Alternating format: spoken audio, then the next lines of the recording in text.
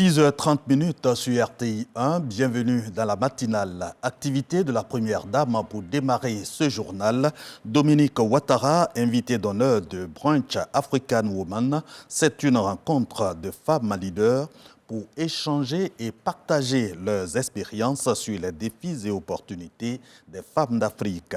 Les réflexions en présence de la première dame portent sur la femme et le digital. Viviane Aïmé. Un brunch pour réunir des femmes entreprenantes, dynamiques et au parcours inspirant. C'est l'objectif de la structure Afrique Femmes qui a organisé ce samedi 7 octobre la 3e édition de son événement phare, le Brunch African Woman 2.0. Invitée d'honneur de cette édition, la première dame de Côte d'Ivoire, Dominique Ouattara. Venue de nombreux pays, tant d'Afrique que du monde entier, les participantes ont exposé pour certaines leur savoir-faire. Cependant, une évidence s'impose désormais, d'où le choix du thème de ce brunch, la femme et le digital. À savoir que l'autonomisation des femmes passe nécessairement aujourd'hui par leur maîtrise de l'outil informatique. Ce week-end n'est pas qu'un simple rendez-vous. C'est un rassemblement des African Women 2.0 et des femmes leaders venant de partout dans le monde. Une occasion d'échanger, de se connecter, mais surtout de partager des expériences avec la jeunesse à travers des talks et des masterclass que nous leur offrirons sur 2 jours. La femme et le digital. Le thème de cette édition résonne avec l'ère actuelle. Le monde est digital. Il est sans frontières. Il offre des opportunités inespérées. Il est donc crucial, dans ce monde globalisé et connecté, de reconnaître et de maîtriser les outils digitaux, non seulement pour l'émancipation des femmes africaines, mais aussi pour capitaliser sur les opportunités d'affaires en Afrique. Invitée d'honneur, la première dame de Côte d'Ivoire a livré un bout de son parcours et de son expérience en tant que femme et en tant que première dame. Chère African Woman, le brunch African Woman 2.0 est une rencontre importante de femmes influentes exerçant dans différents domaines sur le continent africain. Et je suis heureuse d'avoir l'occasion de soutenir cette initiative car elle constitue une nouvelle opportunité de valoriser les talents et les leaderships féminins à l'échelle de l'Afrique et au-delà. Je me réjouis aussi de constater que pour cette 3e édition, plusieurs pays sont représentés aujourd'hui. Vous êtes venues nombreuses afin de partager votre histoire, votre parcours, votre expérience professionnelle et vous inspirer mutuellement. Je vous félicite pour cet esprit de solidarité et de cohésion. J'ai toujours été convaincue que la contribution des femmes est primordiale au développement économique de nos pays. En effet, les femmes interviennent aujourd'hui dans tous les secteurs d'activité et sont impliquées dans la prise de décisions stratégiques de nos sociétés. C'est donc à juste titre que nos jeunes sœurs se sont distinguées par leur leadership, se retrouvent pour mener des réflexions, tisser des liens et mutualiser leurs efforts pour la promotion du genre dans les sphères d'influence économique, sociale, politique et culturelle. La première dame de Côte d'Ivoire a participé aussi à un mini-panel et s'est prêtée aux questions qui lui ont été posées par l'assistance. 3 jeunes lauréates, primées pour leur utilisation du digital pour promouvoir leurs activités, ont reçu les félicitations de la première dame de Côte d'Ivoire, qui, à son tour, a été gratifiée de nombreuses marques d'admiration de la part des participantes à ce brunch. Encore du leadership féminin, mais cette fois uniquement au niveau national, précisément au district autonome d'Abidjan. 900 femmes renforcent leurs capacités pour une contribution plus accrue au développement. Une initiative du ministre-gouverneur de ce district, Megré Mambé, et c'est la 6e édition, nous dit Walter Amadou Ouattara. Ces femmes représentent environ 22% des 2300 agents du district autonome d'Abidjan.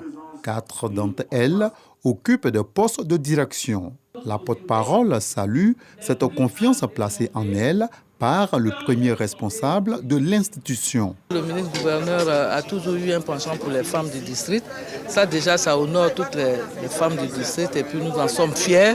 Nous demandons toujours à ce qu'il y ait encore la promotion des femmes. À cette célébration, pour joindre l'utile à l'agréable, une conférence sur le thème « Genre et collectivité » de la stratégie de développement du district autonome d'Abidjan. Elle vise à renforcer le leadership chez ces femmes. Le district autonome d'Abidjan, qui est composé de 14 grandes localités, dont 13 communes et une sous-préfecture, a fait de l'homme et de la femme son objectif de résultat du développement qu'il est en train d'opérer sur tout ce territoire. Selon le ministre-gouverneur Robert Begré-Mambé, la productivité au travail des femmes impacte positivement le rendement global du personnel. Il faut donc maintenir le cap en les encourageant. La contribution que les femmes apportent au progrès de ce pays et de nos structures et institutions est telle qu'il importe de le leur reconnaître pour les encourager et surtout pour donner des signaux très forts à tous nos parents qui quelquefois hésitent encore la scolarisation de nos petites filles. Donc, en célébrant la femme, on voudrait mettre en évidence le rôle essentiel qui est le sien dans l'évolution de ce pays. 6 années maintenant qu'a été instituée la journée de la femme du district autonome d'Abidjan. Cette édition 2023 s'est tenue dans la commune de Songon. Direction à présent Port-Bouët pour manifester la solidarité de la République aux sinistrés des pluies diluviennes de mai 2023. 500 ménages de la commune victimes des eaux. À ces sinistrés, Miss Belmondo Dogo, ex-ministre de la Solidarité, a apporté la compassion et le soutien de l'État et du président Alassane Ouattara. Michel Mambo, Sogodogo. 360 ménages victimes d'inondations et 140 impactés par des incendies et autres situations de vulnérabilité. En somme, 500 familles sinistrées qui reçoivent au cours de cette cérémonie le soutien du gouvernement. Nous voyons plusieurs fois à la télé, aux côtés des victimes de catastrophes naturelles ou de toute autre nature. Aujourd'hui encore, vous voici, Madame la ministre, à nos côtés, multipliant les actions de solidarité du nord au sud, de l'est à l'ouest, sans aucune distinction. Du savon, de l'huile, des pâtes alimentaires, de la tomate concentrée et du riz, mais surtout du riz local remis aux bénéficiaires. En ce mois d'octobre, mois dédié au consommé local, la ministre de la Solidarité et de la lutte contre la pauvreté, Miss Belmondo Dogo, fait de la sensibilisation.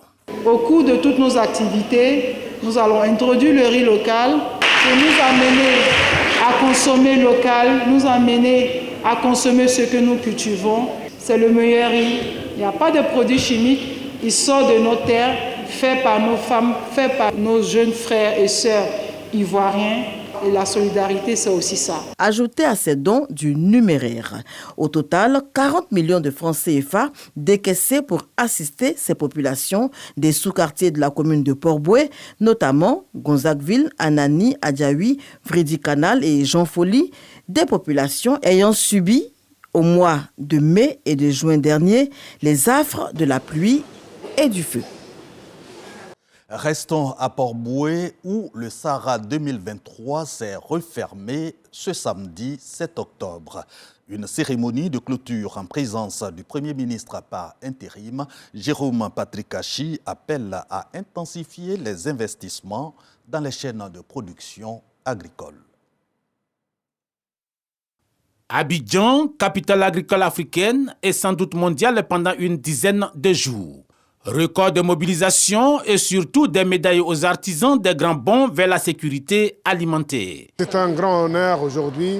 On a été décoré, on a été vraiment récompensé avec tous les efforts que nous on a fait en agriculture. Nous sommes plus que satisfaits parce que l'État ivoirien a consenti d'énormes moyens pour la réussite de ce Sahara. Et au terme de 8 jours, nous pouvons constater que plusieurs défis ont été relevés. Et il y avait des stands très attrayants qui ont mobilisé du monde. Et nous pensons que par rapport aux éditions passées, et le nombre d'exposants, le nombre de visiteurs a considérablement augmenté. Sur le continent, l'option est à une révision du modèle agricole en faveur d'une agriculture capable de résister au dérèglement climatique tout en répondant aux besoins nutritifs locaux. La Côte d'Ivoire est sur la même trajectoire avec de nombreux projets.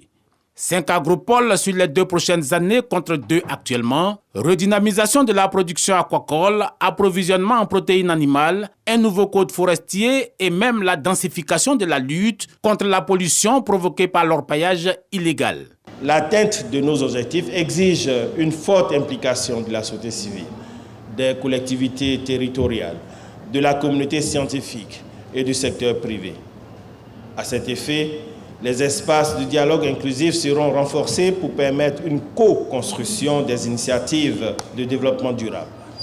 Au niveau international, la Côte d'Ivoire souhaite renforcer la coopération sud-sud, de développer des partenariats stratégiques visant le renforcement des capacités, le transfert des technologies. Sur ce chantier de réinvention de notre agriculture, le Premier ministre Patrick Kachi regarde du côté des Pays-Bas, invité d'honneur de ce Sahara, avec des techniques agricoles éprouvées et surtout réputées pour leur performance. Patrick Kachi a déjà tenté l'expérience de l'AME, les résultats sont encourageants. Avec la volonté politique, tous les moyens aujourd'hui sont disponibles pour que nos jeunes, même n'ayant pas une expérience particulière, en quelques semaines de formation, puissent véritablement s'insérer dans ce tissu agricole-là.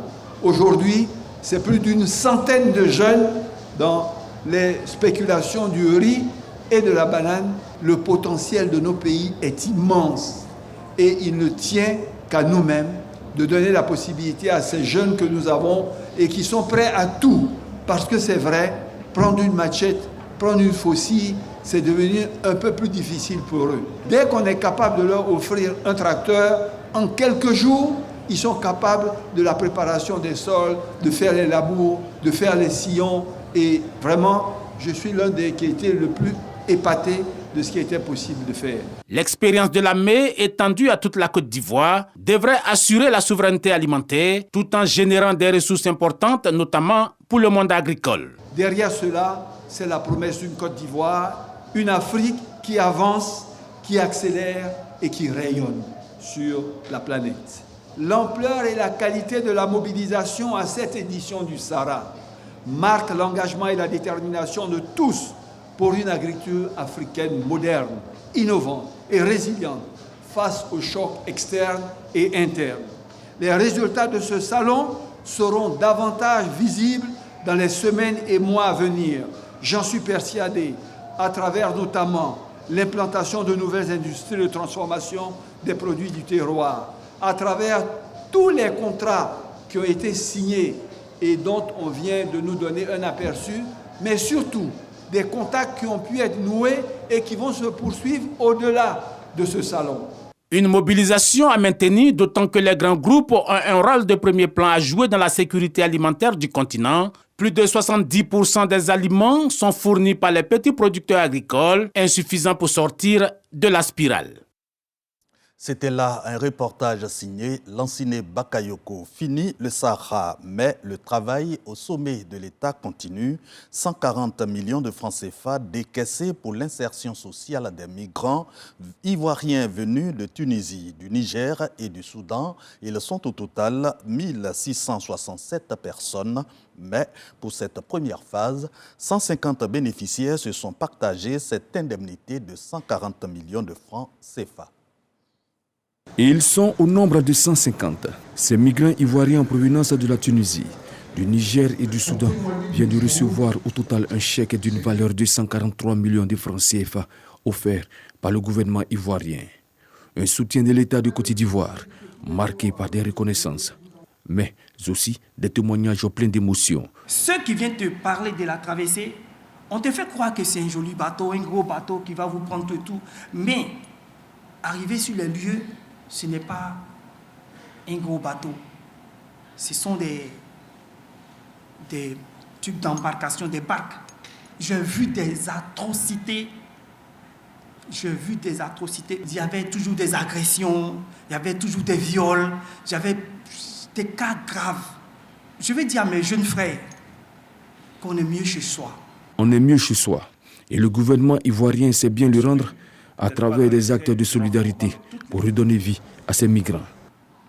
Ainsi, le retour organisé des migrants par un comité interministériel autour des actions de sensibilisation et un accompagnement à l'insertion économique et sociale a permis d'accueillir en 2017 1300 migrants en provenance de la Libye et 1667 compatriotes en 2023 en provenance de la Tunisie, du Soudan et du Niger. Le gouvernement déploie, il faut le dire, plusieurs programmes à travers donc, des structures d'emploi et d'insertion pour assurer l'autonomisation et l'épanouissement de la jeunesse. Aujourd'hui, cette cérémonie de remise de chèques traduit la solidarité de tout le peuple des Côtes d'Ivoire à nos frères et sœurs qui ont tout perdu en voulant s'assurer une meilleure vie dans d'autres pays. Après leur retour et leur reprofilage, le gouvernement, à travers le ministère de la Promotion de la Jeunesse, de l'Insertion professionnelle et du Service civique, a mis en place des dispositions d'accompagnement pour leur insertion durable dans le tissu économique. Nous avons su 1667 personnes, près de 1655 qui ont été réellement profilées. 1155 personnes ont exprimé un besoin en financement de projets. Et sur les 1155 personnes, 738 ont déposé réellement leur plan d'affaires. Alors ces 738, 150 viennent de recevoir leur chèque. Dans 2 semaines, 385 personnes autres recevront leur financement jusqu'à ce que nous puissions financer l'ensemble de ceux qui ont exprimé des besoins de financement. Donc je me réjouis avec le ministère d'État, le ministère des Affaires étrangères, le ministère de l'Intérieur et l'ensemble des ministères sectoriels de l'aboutissement de ce processus. En cohérence avec l'année de la jeunesse, la ministre de la Solidarité et de la lutte contre la pauvreté n'a pas manqué de prodiguer des conseils aux jeunes. La sensibilisation doit commencer par les familles. Les jeunes sont encouragés par les mamans, par les papas. Vas-y, parce qu'ils ont entendu que le fils ou la fille du voisin est parti. Il faut que mon enfant, mon fils ou ma fille parte. Et nous, notre premier leitmotiv, c'était la sensibilisation. D'abord les familles.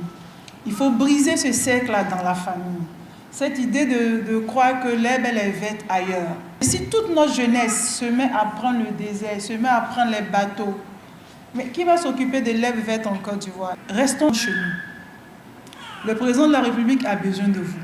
Dans la lutte contre l'immigration clandestine, plusieurs initiatives ont été prises par le gouvernement ivoirien, notamment la création d'un observatoire national chargé de l'immigration et des réfugiés, l'élaboration d'un pôle national d'immigration fondé sur le respect des engagements internationaux et l'intensification de la lutte contre l'immigration clandestine en Côte d'Ivoire.